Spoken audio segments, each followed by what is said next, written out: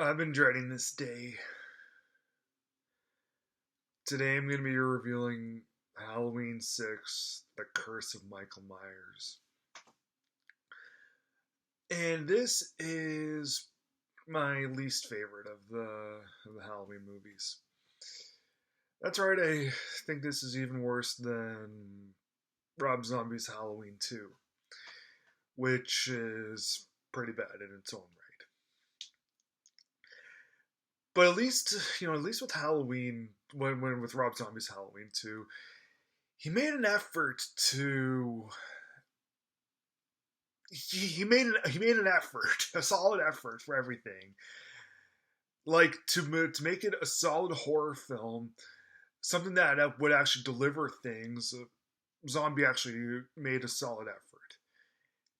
Sure, it may fall flat on its face, but at least he made an effort. This one right here, it's as if they made an effort to make everything as bad as possible. Yeah, I could have cheated with my Halloween reviews and just done it so that I only reviewed the Halloween movies that I felt like reviewing, but that would have been just made a major cop out on my behalf. So I don't feel like doing that.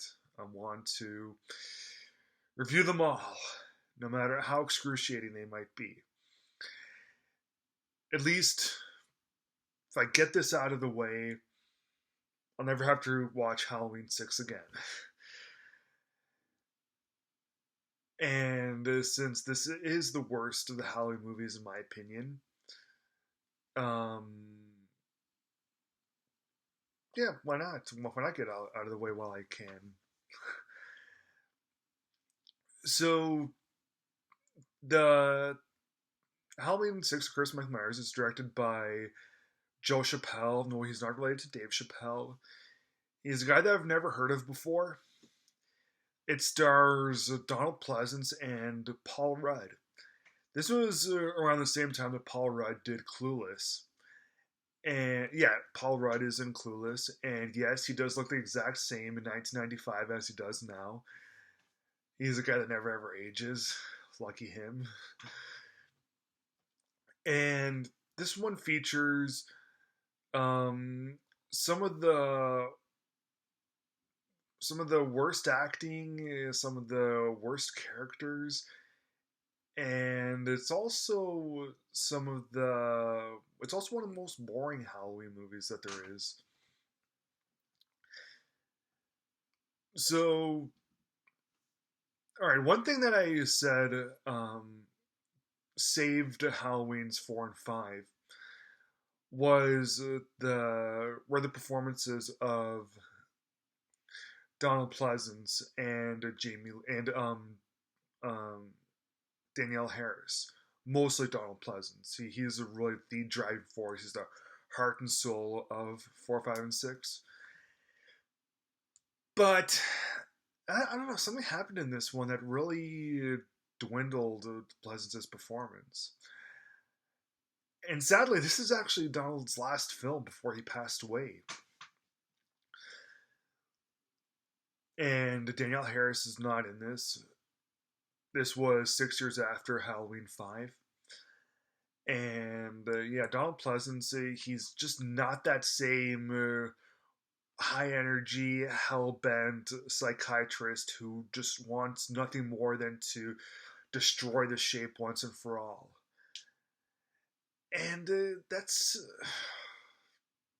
if they would have made him so that he's more hell bent, that would have made everything so much better. So this one, it ties in with 4, 5, and 6, seemingly also in that timeline, where there's this guy that they just show the bottom of they show like his outline in 5, and they show like the bottom of his boots.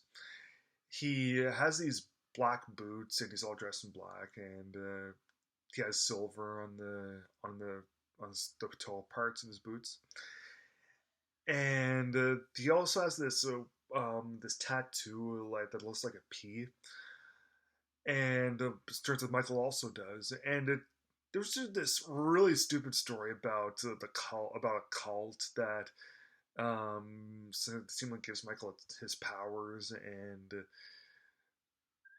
yeah, this movie, when it tries to explain how Michael gets his evil and why he is an evil person, but it's just so not interesting, and it doesn't make any sense. Um,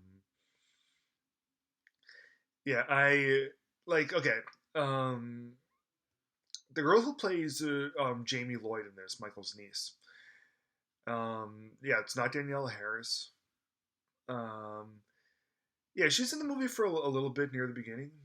She tries to go back to Haddonfield, where she,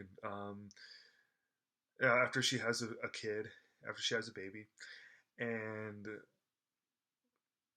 afterwards, Michael comes back and destroys her. You're gonna thank me for these spoilers, okay? Um, and once Michael destroys her, we get to see some more of the Strode family, some more of Michael's relatives. It okay. The acting in this is really bad. And there's just one good kill, and it's when Michael, sadly enough, kills Jamie. And this, yeah, the acting is bad. If like early in the movie, and even when Michael kills Jamie, but the kill itself seemed to be okay for some reason. But when we're in Haddonfield and we get to see more of the Strode real estate, um,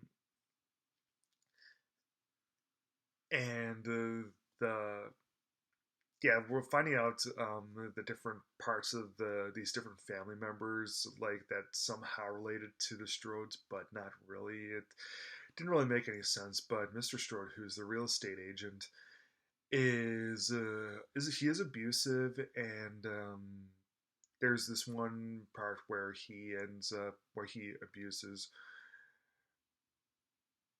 some girl in the family. I like she's one of the main characters, but I don't even know. I don't even remember who the hell she is because the movie was so bad. I just checked out. Yeah, insults her. She stands up for herself. He gives her a backhand to the face, bleeds her nose, and yeah, that was when I really checked out of the movie. That's when I really did not care what happened next in it. That was when I was all like, okay, this movie just okay, okay. So I hate violence against women, but even Raging Bull had a little bit of that, but it it was just better handled. This movie right here, like the people, I mean, Mr. Strode in this is just so obnoxious, and the acting in this is just so low, and we really don't care what happens. Yeah, I just checked out of this. Eventually, when the body count does end up rising up again, Michael he doesn't seem like that big, almighty, cool presence that he used to possess. Even though his mask changes from film to film, he still has a really cool presence about him. This one, his cool presence is all gone. And his kills, except for, as I said at the beginning, when he kills Jamie, none of them are good. Paul Rudd plays Tommy Doyle, who's the little boy that Laurie Strode was looking after in the first Halloween movie. Yeah, Tommy Doyle is all grown up. He's played by Paul Rudd, and Paul Rudd does not do a good job in this. I mean, Paul Rudd's he's a good actor, but let's face it, he doesn't do a good job in this. And so he's also in search of Michael, and he wants to destroy the shape once and for all. So him and Dr. Loomis gets called out of retirement, and yeah, they both vie to destroy the shape again. But we also have to deal with this really stupid cult story. Yeah, as I said, I don't remember exactly just because I checked out of the movie. I don't remember exactly why Michael is evil. Just look on Wikipedia. Don't bother watching the movie. It's an explanation of why Michael is evil. It's a stupid cult thing, and I just lost interest so early on in the film. And yeah, Paul Rudd's star power does not work in this. Donald Pleasance, yeah, he doesn't work in this either, which is really sad. The only thing that does work in this are the angles. It has some pretty cool Dutch angles near the end when there's some pretty cool atmospheric things in it. That's really about it. I did like some of those bits. Other than that, those are the only two positivity bits that I can really say. And that's the only reason why I can't give this film no stars. Just those two bits of positivity. So I'm gonna give this movie half a star out of four.